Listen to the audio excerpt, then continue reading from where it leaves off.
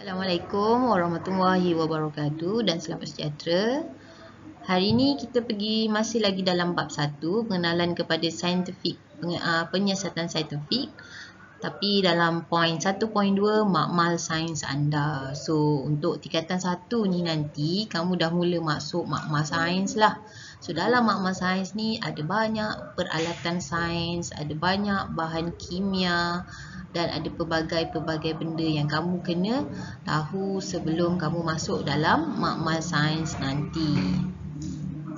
Okey, kita tengok standard kandungan dalam 1.2 makmal sains anda. Yang pertama 1.2.1 mengenal pasti dan menyatakan fungsi radas. Yang kedua 1.2.2 mengenal pasti simbol dan contoh bahan berbahaya dalam makmal. Yang ketiga 1.2.3 melukis dan melabel radas yang biasa digunakan dalam makmal dan mengelas berdasarkan kegunaannya. Dan akhir sekali 1.2.4 mewajarkan peraturan dan langkah keselamatan dalam makmal. Okey, baik, kita pergi pada yang pertama ni, mengenal pasti dan menyatakan fungsi radas. Okey, macam yang awak sedia maklum lah. So dalam makmal sains dia tak lari daripada radas-radas yang ada dalam makmal sains. So untuk bahagian ini kita akan kenal pasti apakah radas yang biasanya digunakan dalam makmal sains dan apakah fungsi-fungsi radas tersebut.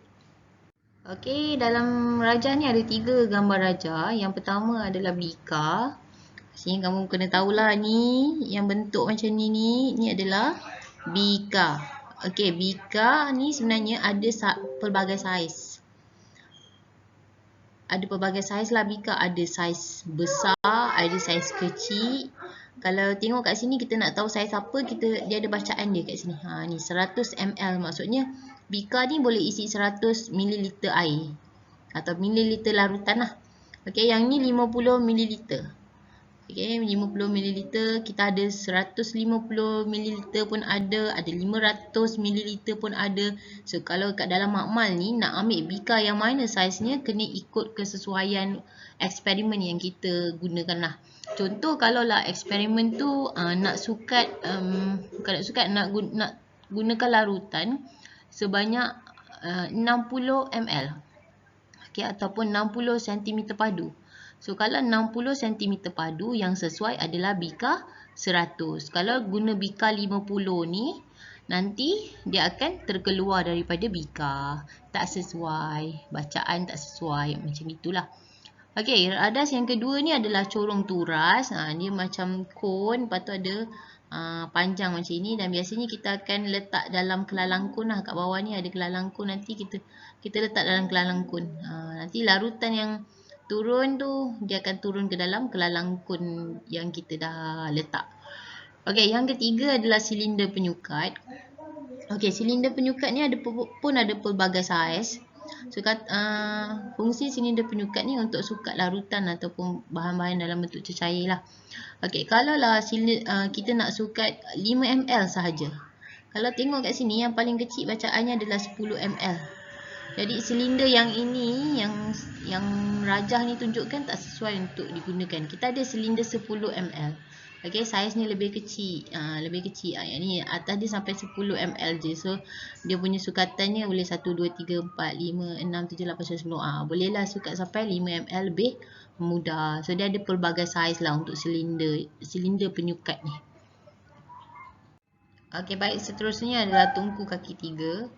Okey, tungku kaki 3 ni biasanya kita letakkan kasa dawai kat atasnya ataupun segitiga tanah liat untuk pembakaran lah. Nanti kat bawahnya ada penutup bansen dan sebagainya.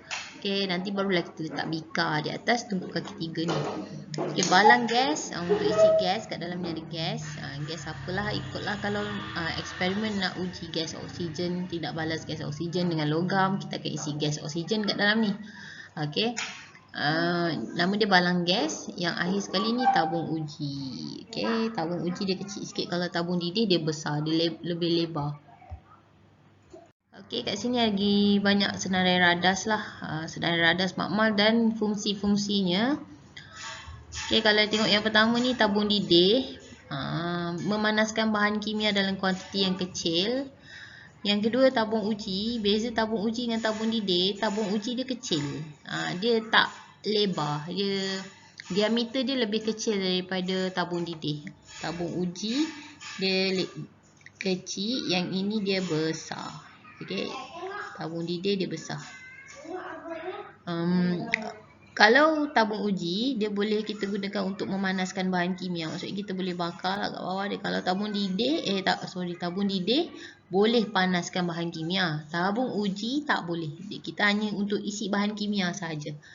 Okey, bika, yang ni bika, kelalang kun, kelalang dasar lepeh. Ini semua kegunaannya adalah untuk mengisi bahan kimia dalam kuantiti yang besar.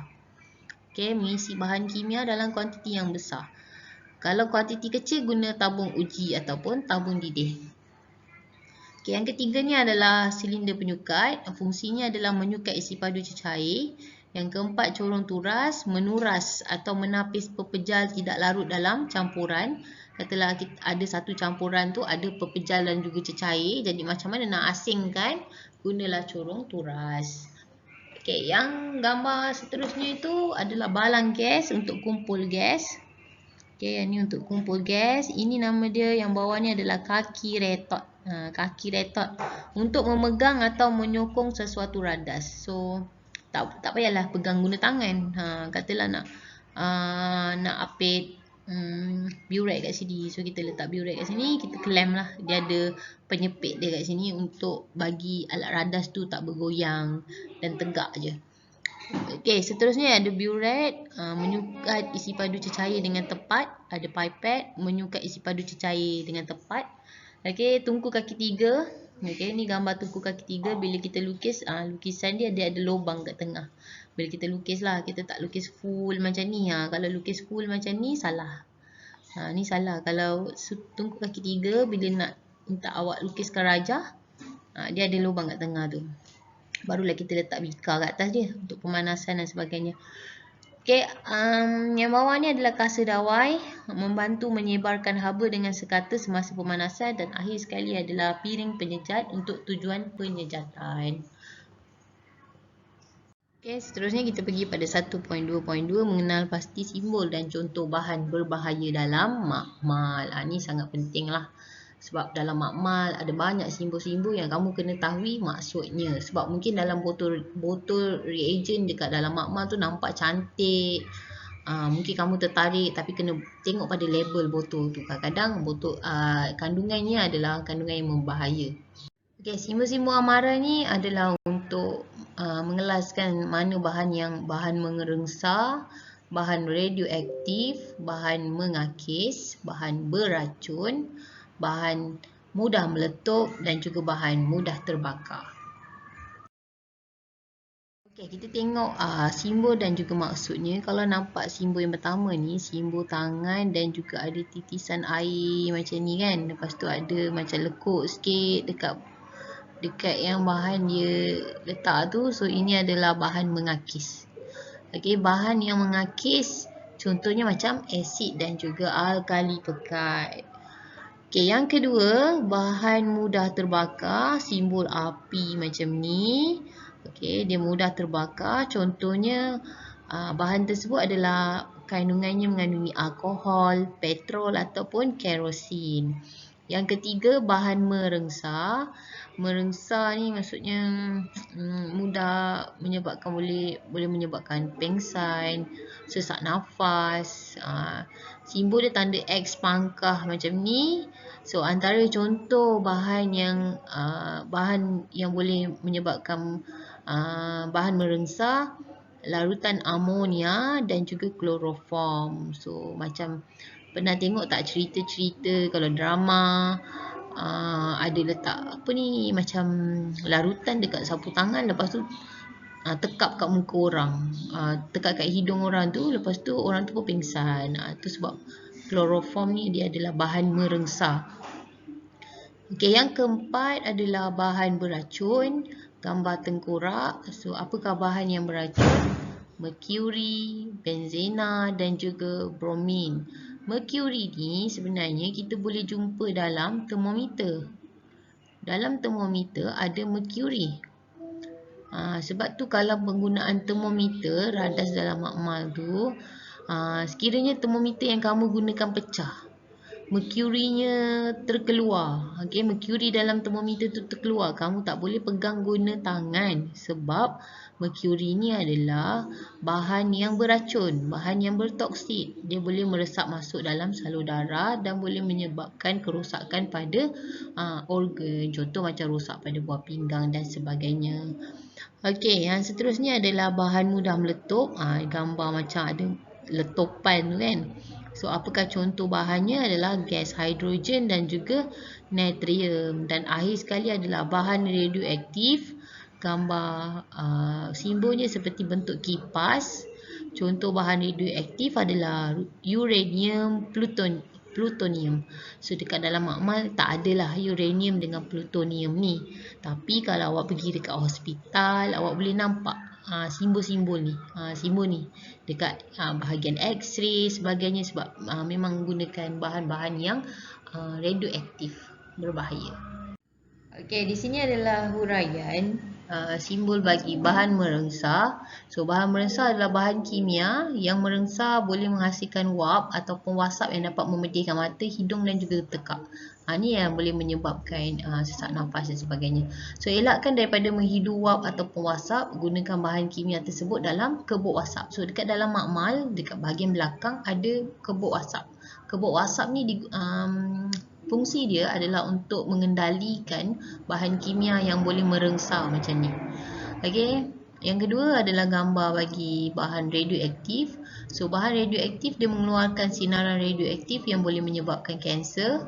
Contohnya adalah uranium dan plutonium. Sebab tu kena berhati-hati kalau nampak simbol radioaktif. Okey, seterusnya adalah bahan yang mudah mengakis. Bahan kimia ini bersifat mengakis. Jangan sentuh kerana bahan kimia ini akan melecurkan kulit. Sekiranya terkena pada kulit, cuci bahagian tersebut dengan air yang banyak. Okey, contohnya asid ataupun alkali pekat. Katalah eksperimen ada gunakan asid ataupun alkali, lepas tu terkena pada kulit.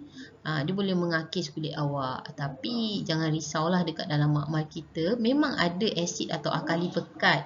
Tapi yang dikeluarkan untuk kegunaan pelajar-pelajar yang telah dicairkan. Okey, maksudnya kalau kena dekat tangan pun dia tak adalah sampai melecur kulit tu. Okey, mungkin setakat gatal je. Macam itulah. Okey, seterusnya adalah bahan beracun ataupun bahan yang bertoksik. Gambar tengkorak ni. So, bahan yang beracun atau toksik, jangan makan, minum, menghidu atau merasa bahan ini. Okey, nampak cantik je. Tiba-tiba rasa macam nak jilat sikit lah. Okey, tak boleh. Okey. Okey, seterusnya bahan mudah meletup. Bahan kimia ini mudah meletup. Gunakan bahan ini mengikut arahan dengan cermat. Contoh gas hidrogen dan juga gas butana. Kena hati-hati mengendalikan bahan yang mudah meletup. Okey, akhir sekali adalah bahan mudah terbakar. Bahan yang mudah menguap dan juga terbakar. Jauhkan bahan ini daripada sumber api ataupun haba. Gunakan bahan ini mengikut arahan dengan cermat. Contohnya alkohol dan juga petrol. Okey, yang seterusnya 1.2.3 melukis dalam label radas yang biasa digunakan dalam makmal dan mengelas berdasarkan kegunaannya. Okey, pengelasan radas ni sebenarnya yang pertama kena tahu lukis lah. So, kalau nak lukis radas, contoh kalau Bika, okay, bila nak lukis radas tu dia kena licin je, sekata je. Okay, ujung dia ada naik atas sikit macam tu. So, ni Bika dan tak boleh lukis radas tu dia macam terputul-putul, macam orang lukis seni macam ni. Ni tak boleh. Suka tak boleh. Dia kena satu line tegak je. Okay, macam tu. Okay, kalau nak lukis lagi satu tabung uji. Tabung uji ni yang biasa guna. Okay, saya susah sikit nak lukis sebab pakai pen dekat dalam whiteboard ni kan. So, susah lah. Kalau lukis betul-betul teknik dia sama je. Tak boleh macam ni. Dia terputus-putus macam ni tak boleh. Okay, kalau saiz pun kena logik lah. Tak boleh termometer lagi besar daripada Bika. Lukis termometer besar sangat. Ni termometer. Lepas tu Bikanya kecil je. Ni tak logik. So, kena logik lukisan tu. Guys, sekali mewajarkan peraturan dan langkah keselamatan dalam makmal. Okey, mengapa perlu ikut peraturan dalam makmal untuk mengelakkan kejadian yang tidak diingini. Ini sebabnya lah. So, apakah peraturan-peraturan dalam makmal itu? Yang pertama, jangan masuk dalam makmal tanpa kebenaran. Jangan mulakan eksperimen sebelum diarahkan oleh guru. Baca arahan dan fahami arahan eksperimen terlebih dahulu. Gunakan semua bahan kimia dan peralatan dengan betul dan cermat. Dilarang minum, makan dan bermain-main dalam makmal. Dilarang mengeluarkan peralatan dan bahan kimia dari makmal. Kembalikan peralatan dan bahan kimia ke tempat asal apabila dialihkan. Pastikan tempat menjalankan eksperimen sentiasa kemas dan bersih. Cuci semua peralatan dan bahan buangan mengikut kaedah yang betul. Dan akhir sekali, cuci tangan dengan air dan sabun sebelum meninggalkan makmal. Okey, langkah keselamatan ketika menggunakan bahan kimia dan juga radas. Okey, katalah tengah buat eksperimen, jangan halakan hujung tabung uji ke arah diri sendiri ataupun orang lain. Mungkin bahan kimia yang terhasil itu adalah bahan kimia yang merengsang, boleh menyebabkan sesak nafas, pingsan dan sebagainya, ataupun mata pedih.